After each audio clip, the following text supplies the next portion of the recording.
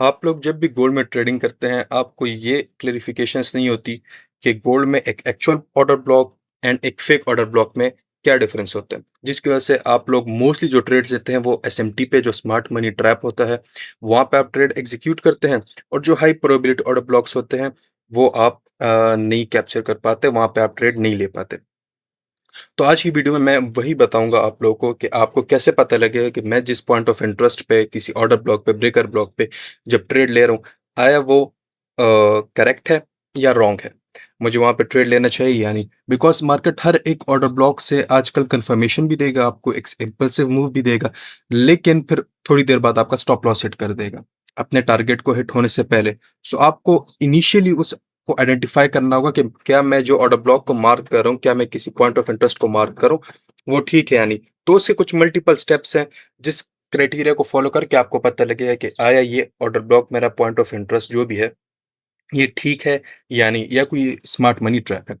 तो उसका पहला क्राइटेरिया ये है कि आपको स्ट्रक्चर को फॉलो करना होगा। अब स्ट्रक्चर को फॉलो करने के लिए आपको टाइम फ्रेम समझने होंगे। टाइम फ्रेम मतलब आप जस्ट एक टाइम फ्रेम पर रिलाई नहीं कर सकते, आपको टॉप डाउन अप्रोच यहाँ पे अप्लाई करनी होगी।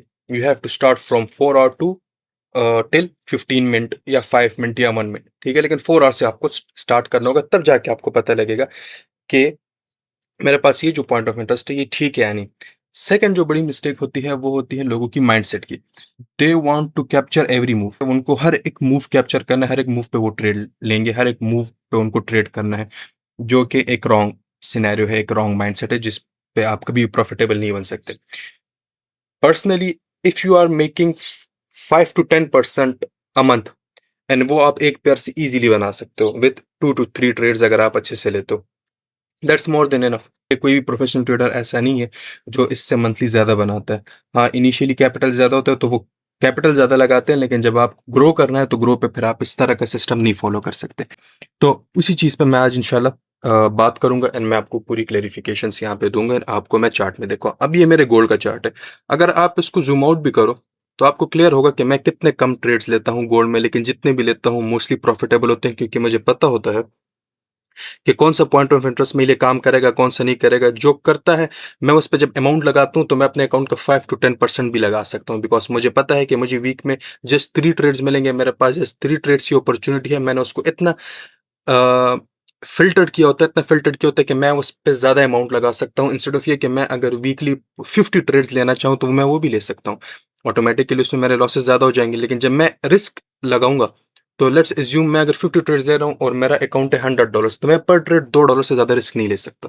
लेकिन अगर मैंने अपनी ट्रेड्स की फ्रीक्वेंसी कम कर दी, मैंने उनको फिल्टर कर दिया, तो अब अगर मैं मंथ में जस्ट 3 ट्रेड्स ले सकता हूँ, तो मैं पर ट्रेड अपने अकाउंट का, अगर $100 है तो मैं $20 to $30 लगा सकता हूँ। तो at the end of the day जो मेरा प्रॉफिट है वो भी इंक्रीज हो जाएगा, मेरी टेंशन भी खत्म, एंड मैं प्रॉफिटेबल भी हो जाऊंगा, जबकि हाई फ्रीक्वेंसी पे मैं नहीं होऊंगा। तो ये माइंडसेट को आपको फॉलो करना होगा। अब जो हमारा पूरा मॉडल है वो किस चीज पे बेस्ड होगा, वो बेस्ड होगा 4 आवर के स्ट्रक्चर को। ठीक है, कि 4 आवर के स्ट्रक्चर को पहले देखेंगे, फिर हम अपने टाइम को देखेंगे, उसके बाद हम high probability point of interest को फाइंड करेंगे, और हम एक स्मार्ट मनी ट्रैप को भी फाइंड करेंगे। ये 4 पिलर्स होंगे। जब हमें ये चीजें पता लग जाएंगी तब जाके हम ट्रेड एग्जीक्यूट कर सकेंगे। ठीक है, एंड वो सही चीजें मैं आपको चार्ट में दिखाता हूँ। फर्स्ट ऑफ ऑल मैं यहाँ पे आता हूँ 4 आवर के चार्ट में, मैं आपको दिखाऊंगा कि मैं 4 आवर के चार्ट में फिर किस तरह ट्रेड करता हूँ। अब ये मेरे पास 4 आवर का चार्ट है। 4 आवर के चार्ट पे अगर आप यहाँ पे देखो, यहाँ पे मेरे पास ब्रेक ऑफ स्ट्रक्चर हो गया, ब्रेक ऑफ स्ट्रक्चर यहाँ पे मेरे पास कंफर्म हो गया। जैसे मेरे पास ब्रेक ऑफ स्ट्रक्चर कंफर्म हो गया, तो फिर मुझे पता है कि मार्केट नीचे जाएगा, या ये जो एक्सटर्नल लिक्विडिटी है इसको फिल करने जाएगा, इसको फिल करने मार्केट जाएगा। मैं क्या करूंगा कि ये जो मूव है इसको पकड़ने के लिए, अब मुझे यहाँ तक पता है कि मार्केट यहाँ से यहाँ तक आएगी, बिकॉज यहाँ पे मार्केट ने स्ट्रक्चर दे दिया है। तो मैं 1 आवर या 15 मिनट में मैं ट्रेड फाइंड करूंगा जो मुझे मिले, और वहां पे फिर मैं ट्रेड लूँ। लेट्स एज्यूम मैं आता हूँ 15 मिनट में। मैं अगर 15 मिनट में आ जाऊं, तो 15 मिनट में भी मार्केट फॉलो करेगा इंड्यूसमेंट को, ब्रेक ऑफ स्ट्रक्चर को, चेंज ऑफ कैरेक्टर को, ऑर्डर ब्लॉक को। अब यहाँ पे अगर मैं आ जाऊं, तो एज यू कैन सी कि यहाँ पे मेरे पास ये मेरा इंड्यूसमेंट हो गया। ठीक है, inducement, and as I taught you कि आफ्टर इंड्यूसमेंट जो आपका फर्स्ट ऑर्डर ऑर्डर ब्लॉक होता है वो आपका पॉइंट ऑफ इंटरेस्ट होता है। तो ये आपका एक, आप कह सकते हो एक जोन है जहाँ से मार्केट रिवर्सल दे सकता है। मैंने यहाँ पे इसको रिफाइन किया था, लेकिन एज वी नो कि हम डायरेक्ट ट्रेड्स नहीं लेते जब हम 15 मिनट टाइम फ्रेम में होते हैं। अगर 1 आवर टाइम फ्रेम में होते हैं फिर भी हम डायरेक्ट ट्रेड ले सकते हैं, बिकॉज हमारे पास पॉइंट ऑफ इंटरेस्ट जरा बड़ा होता है, तो वहाँ पे हमारे पास गैप होता है। लेकिन 15 मिनट में हम रिफाइनमेंट करते हैं, बिकॉज वहाँ पे हम जरा इंटरनल ट्रेड्स ले रहे होते हैं। अच्छा, अब ये पॉइंट ऑफ इंटरेस्ट मेरे पास काफी ज्यादा वैल्यूएबल क्यों है? वो इसलिए वैल्यूएबल है, अगर आप यहाँ पे देखें, यहाँ पे लिक्विडिटी भी काफी ज्यादा जनरेट हुई है। जब लिक्विडिटी जनरेट हुई, पॉइंट ऑफ इंटरेस्ट पे यहाँ पे इंड्यूसमेंट भी ले लिया, और फिर यहाँ पे मेरे पास एक कंफर्मेशन भी हुई। अगर आप ये कंफर्मेशन यहाँ पे देखो, तो यहाँ पे मेरे पास मार्केट स्ट्रक्चर शिफ्ट, ठीक है। जब मार्केट स्ट्रक्चर शिफ्ट बहुत ज्यादा दूर हो, पर आप इसको भी यहाँ पे ले सकते हो। उसके बाद यहाँ पे स्वीप, और इसी स्वीप पे यहाँ पे आपके पास ऑर्डर ब्लॉक था, ठीक है। और यहाँ पे जब मार्केट आ रहा है तो लिक्विडिटी जनरेट करते हुए आ रहा है, तो ये मेरे पास एक हाई प्रोबेबिलिटी ट्रेड हो गया, और ये मेरे पास ऑर्डर ब्लॉक, यहाँ पे मैंने ट्रेड एग्जीक्यूट किया। यहाँ पे ऊपर मेरा स्टॉप लॉस, एंड ये मेरा जो एक्सटर्नल रेंज लिक्विडिटी है 15 मिनट की, वो मेरा टारगेट, दिस इज 1:5.38। उसके बाद अगेन मैं अगर यहाँ पे आ जाऊँ, सो क्या हुआ, यहाँ ब्रेक ऑफ स्ट्रक्चर हो गया 15 मिनट का। फिर यहाँ पे अगेन मेरे पास क्या हुआ, मेरे पास इंड्यूसमेंट हो गया।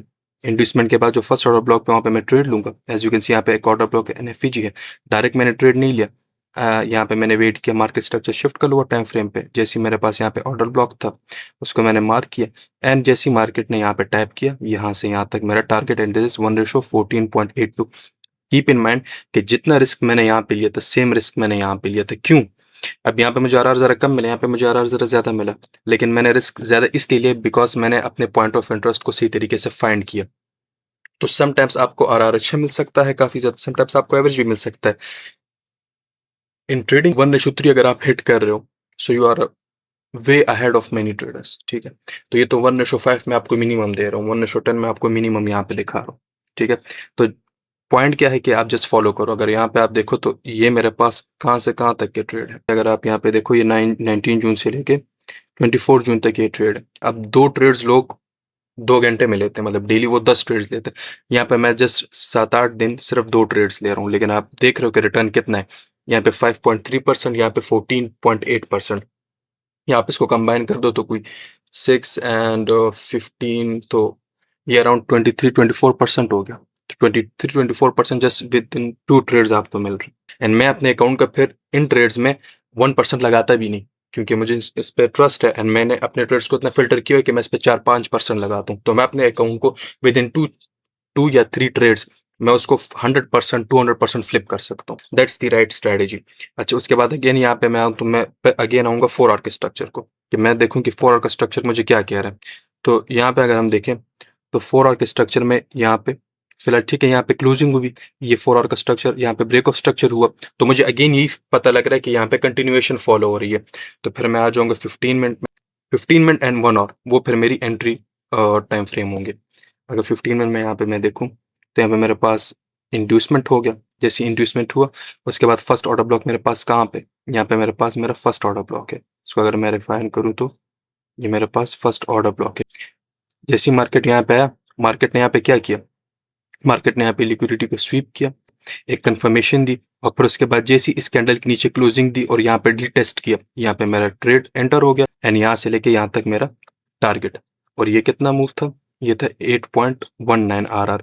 अच्छा, अब इसकी प्रोबेबिलिटी काफ़ी ज़्यादा क्यों थी मेरे लिए, बिकॉज अगर आप यहाँ पे देखो तो काफ़ी ज़्यादा लिक्विडिटी यहाँ पे जनरेट हुई है, मार्केट काफ़ी इम्पल्सिव वे में नहीं है।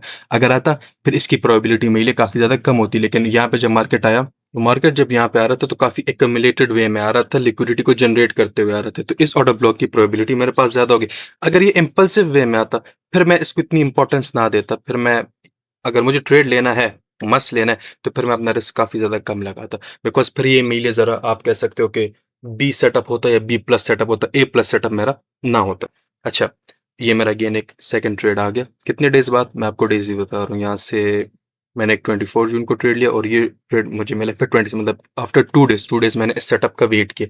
2 डेज में मैंने कोई ट्रेडिंग नहीं की, ना मैंने किसी और पेयर में ट्रेडिंग की, I was just trading in this gold, ठीक है। यहाँ पे 4 आवर के स्ट्रक्चर में आ जाते हैं अगेन, एंड लेट्स फॉलो। अच्छा, अब अगर आप 4 आवर के स्ट्रक्चर को देखो, तो यहाँ पे मेरे पास क्या हुआ, यहाँ पे मेरे पास स्वीप हुआ, स्ट्रक्चर को मार्केट ने स्वीप किया है, मार्केट ने क्लोजिंग नहीं दी।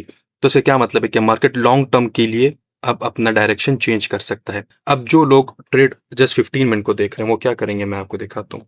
जो लोग जस्ट 15 मिनट को देख रहे हैं, अब वो क्या करेंगे, वो इसको ब्रेक ऑफ स्ट्रक्चर कंसिडर करेंगे, इसको इंड्यूसमेंट कंसिडर करेंगे, और इस ऑर्डर ब्लॉक को वो अपना पॉइंट ऑफ इंटरेस्ट कंसिडर करेंगे, जिसमें मार्केट ने मूव भी दिया है, लेकिन टारगेट के होने से पहले ही मार्केट ने रिवर्सल दे दिया और एसएल हिट कर दिया। वो क्यों? क्योंकि आप जस्ट 15 मिनट को देख रहे हो और ये आपके पास अब एक एक्चुअल ऑर्डर ब्लॉक नहीं है, this is your SMT, smart money trap. And market आप देख भी रहे हो कि मार्केट ने क्या किया, रिवर्सल भी दिया, कंफर्मेशन भी दिया, आपके माइंड में एक सिनेरियो क्रिएट किया कि मैं तो अब एक इंपल्सिव मूव दे रहा हूँ, तो कुछ लोग मे बी यहाँ पे एंटर करेंगे, कुछ लोग यहाँ पे एंटर करेंगे, कुछ लोग यहाँ पे एंटर करेंगे ड्यू टू फोमो। ठीक है, लेकिन क्या हुआ, मार्केट ने यहाँ पे टैप किया और यहाँ पे अपने इंपल्सिव मूव दिया। अगर जिन लोगों ने डायरेक्ट ट्रेड भी किया है यहाँ पे, उनके क्या हुआ, एसएल हिट हो गया। लेकिन अगर आपका आरआर लेट सपोज कम है, आपने डायरेक्ट ट्रेड लिया यहाँ पे, लेट सपोज आपने डायरेक्ट ट्रेड लिया, राइट, यहाँ पे आपने अपने एसएल रखा और आपने जस्ट माइंड किया कि चलो मैं इस ऑर्डर ब्लॉक तक ट्रेड लूंगा, तो ठीक है, आपको 1:8 मिल गया। लेकिन ये हर टाइम नहीं होगा, राइट, ये हर टाइम नहीं होगा। आपके मोस्टली एसएल यहाँ पे हिट होंगे, एक सिनेरियो के बेसिस पे आप अपनी स्ट्रेटेजी नहीं बिल्ड कर सकते, राइट। तो अब 4 आवर के स्ट्रक्चर को देखते हैं कि क्या करते हैं, राइट। अच्छा, 4 आवर के स्ट्रक्चर में यहाँ पे स्वीप हुआ, राइट। तो अब मुझे यहाँ पे ये क्लियर हो रहा है कि मार्केट लॉन्ग टर्म के लिए ऊपर जा सकता है, बुलिश हो सकता है। तो उसके लिए यहाँ पे मैं क्या करूंगा कि मैं अपने इंड्यूसमेंट मार्क करूंगा। अब ये मेरा 4 आवर का इंड्यूसमेंट है, राइट। एंड 4 आवर के इंड्यूसमेंट के बाद मैं देखूंगा कि मेरे पास पॉइंट ऑफ इंटरेस्ट कहाँ पे। तो ये मेरा 4 आवर का इंड्यूसमेंट है और उसके बाद मेरे पास मेरा ऑर्डर ब्लॉक कहाँ पे, ये मेरा डिसीजनल ऑर्डर ब्लॉक है, राइट। और ये मेरा एक्सट्रीम ऑर्डर ब्लॉक है। इससे ऊपर अगर आप देखो तो सारे मिटिगेटेड हैं, वो मेरे काम के नहीं है। तो एक तो ये ऑर्डर ब्लॉक हो सकता है, राइट, और एक तो ये ऑर्डर ब्लॉक हो सकता है मेरे लिए। अब मैं आता हूँ 15 मिनट में फॉर एंट्री, राइट, कि मुझे अगर एक ट्रेड मिलता है तो फिर मैं वहां पे ट्रेड लूँ। So as you can see यहाँ पे क्या हुआ, दिस इज माई इंड्यूसमेंट, क्योंकि स्ट्रक्चर चेंज हो गया 4 आवर में। 4 आवर मुझे एक बता रहा है कि भाई मैं अब लॉन्ग टर्म के लिए बुलिश जाऊंगा। 15 मुझे बता रहा है कि मैं ब्रेक ऑफ स्ट्रक्चर मैंने दे दिया है, मैं तो बेरिश जाऊंगा। लेकिन आप रिस्पेक्ट किसको दोगे, आप दोगे 4 आवर को, बिकॉज हायर टाइम फ्रेम वो है।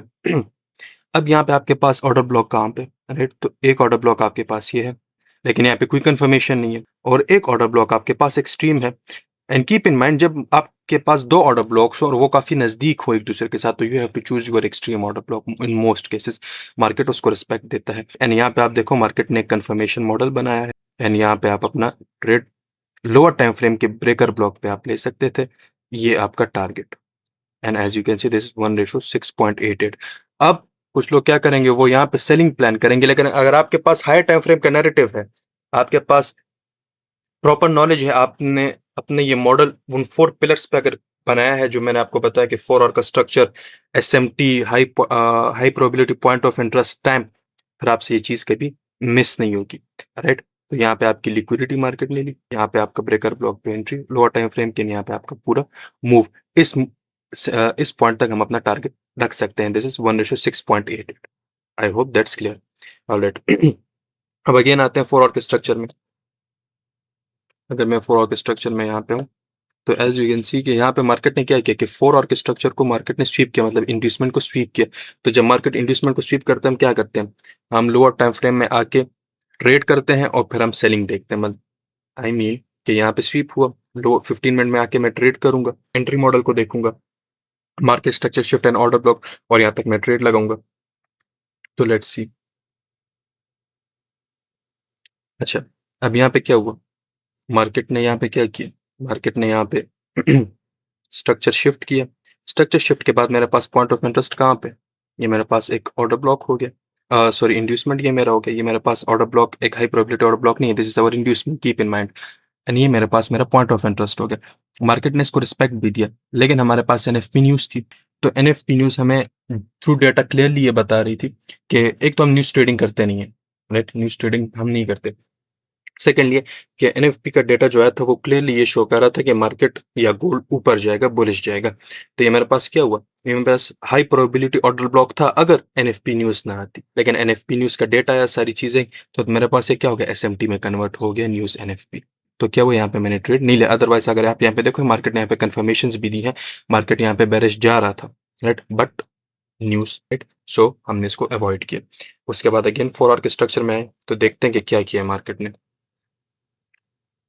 तो 4 आवर के स्ट्रक्चर में आप यहाँ पे देखो, मार्केट ने क्या किया, इस कैंडल के ऊपर क्लोजिंग दे दी।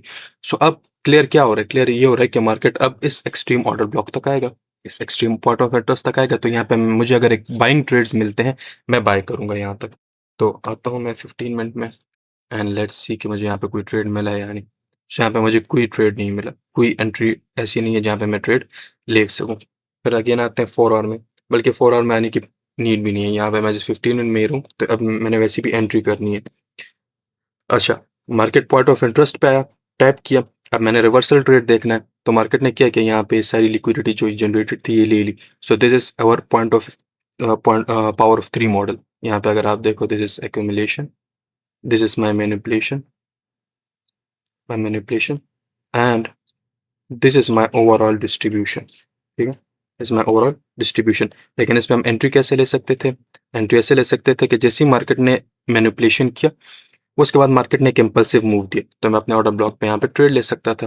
तो एज यू कैन सी कि 15 मिनट में ये सारे मिटिगेटेड है कि यहाँ पे कोई एफवीजी नहीं है जिसमें मैं इसको कोई पॉइंट ऑफ इंटरेस्ट या ऑर्डर ब्लॉक कह सकूँ। मेरे पास जस्ट ये है, ये एक पॉइंट ऑफ इंटरेस्ट है।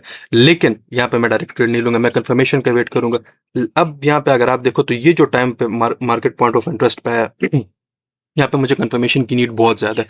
नॉर्मल टाइम होता, लेट्स सपोज लंदन होता, न्यूयॉर्क होता, फिर मुझे कंफर्मेशन की नीड इतनी नहीं थी, because market point of interest को टैप करके जल्दी मूव देता है इन टाइम्स, इन सेशंस में।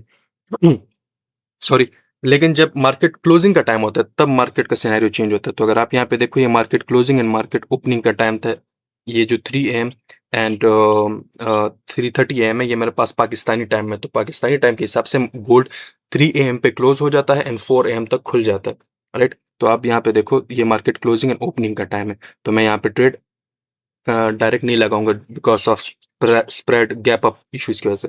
जैसे ही मार्केट ओपन हुआ, इस ब्रेकर पे मैंने एंट्री ली रीटेस्ट पे, और यहाँ तक मैं अपना टारगेट फर्स्ट लगा रहा हूँ। इवन इस पॉइंट ऑफ इंटरेस्ट पे आप अपना एक्सट्रीम टारगेट यहाँ भी लगा सकते हो, राइट, यहाँ तक भी लगा सकते हो, दिस 1:26। लेकिन मैं यहाँ तक नहीं लगा रहा, मैं यहाँ तक जस्ट 1:7.2। उसकी वजह यह है, मुझे अगर 1:27 हिट करना है, तो गोल्ड जब तक यहाँ से यहाँ तक आएगा, तो मुझे ऑलरेडी इतनी ट्रेड्स दे देगा कि मेरा 1:20, 27 या 30 तक ऑलरेडी हिट हो जाएगा।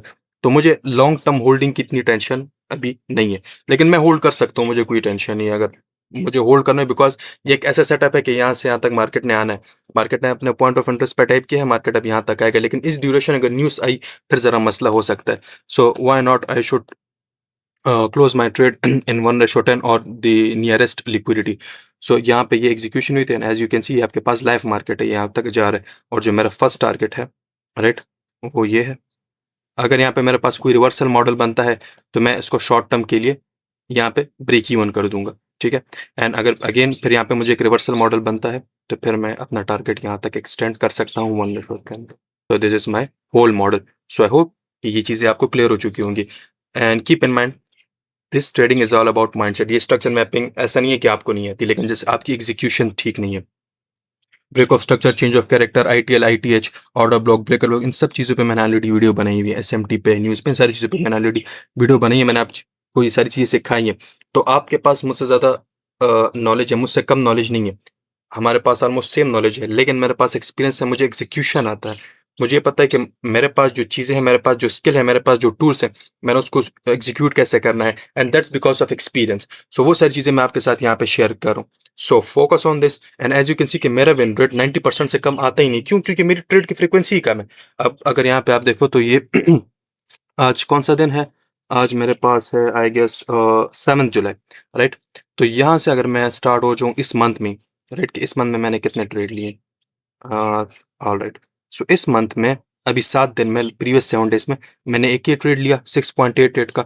अब कीप इन माइंड कि आप मेरे 6.88 RR को इससे नहीं देखो कि मैं 1% लगा रहा हूँ।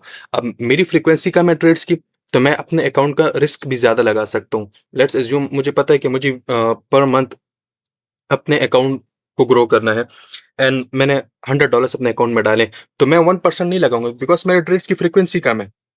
मैं जस्ट 3, 4 या 5 ट्रेड्स ले रहा हूँ पर मंथ। तो मैं अपने अकाउंट को 5 ट्रेड्स पे डिवाइड कर दूंगा।